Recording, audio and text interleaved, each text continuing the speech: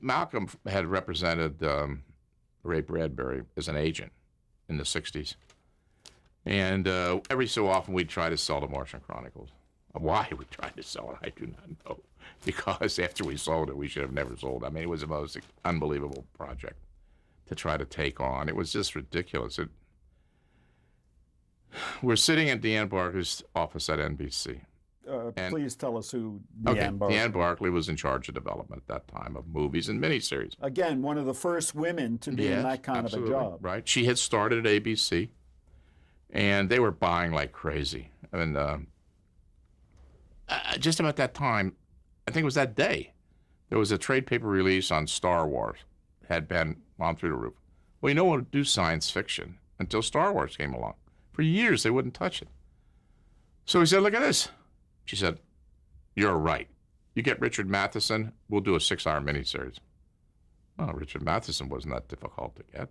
A top writer who normally wouldn't do television. But he jumped, on this thing because he loved the project.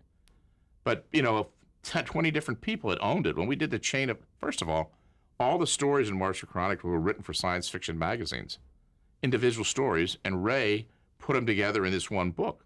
So the chain of title was unbelievable. Tried to make it all the way back to Argosy, all different kinds of, in the 30s and 40s when he wrote this stuff, as a young man, we had to, everybody owned it. David Wolper, you name it. Everybody optioned it, and no one could get it made. And so, boom, we have it.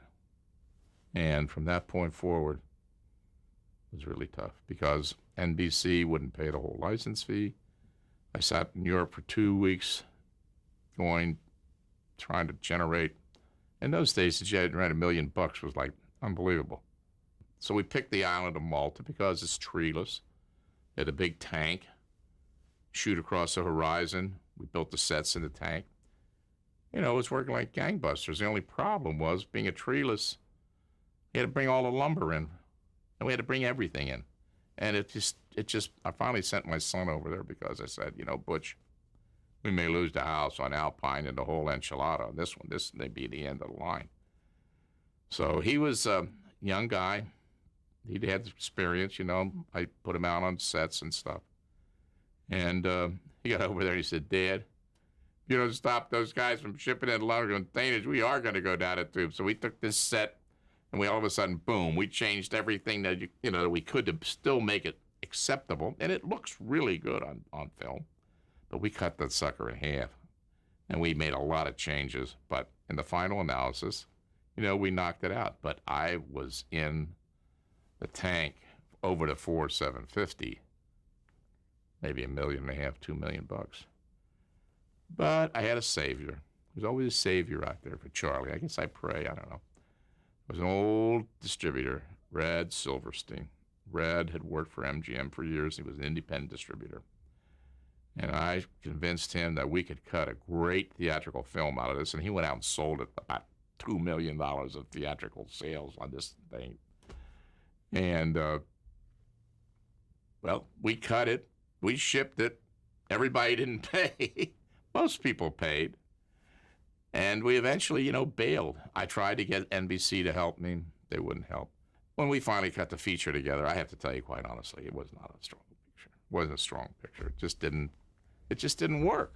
But as a miniseries, it was brilliant. And Fred Silverman, who had moved to NBC, saw the miniseries, and he was going to put it on in September to start the season. It was going to be the first thing. And NBC had one of these television critics meetings or something. And so they decided to invite Ray Bradbury. He was going to be their star, not Chuck Fries, not Rock Hudson, Ray Bradbury, the famous science fiction writer. We had one problem, one difference with him.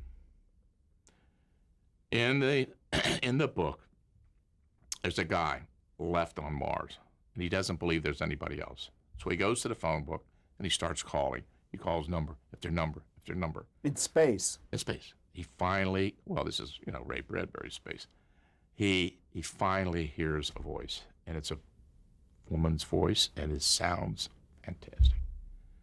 And where are you? And she tells him, and he gets in his Martian car, and he starts driving miles and miles and miles to reach her. Now, in Ray's version, when he reaches her, She turns out to be some hag with curlers in her hair and a real mess. So Dick Berg said, wait a minute. That doesn't sound good. Let's make it a beautiful woman. The guy's driven all these miles. So we hire Bernadette Peters, right? It's a lovely young lady. Ray saw this. He went crazy. He flipped. You got to reshoot this. I said, look, man, we're in the dumper right now with this, and NBC's not going to put up any money. I can't. And frankly, we think it's pretty good, and it's about the only change we made.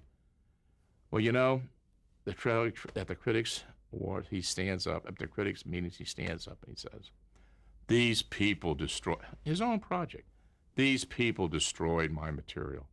Did that? And he starts, whatever else he said, I don't know. Boom.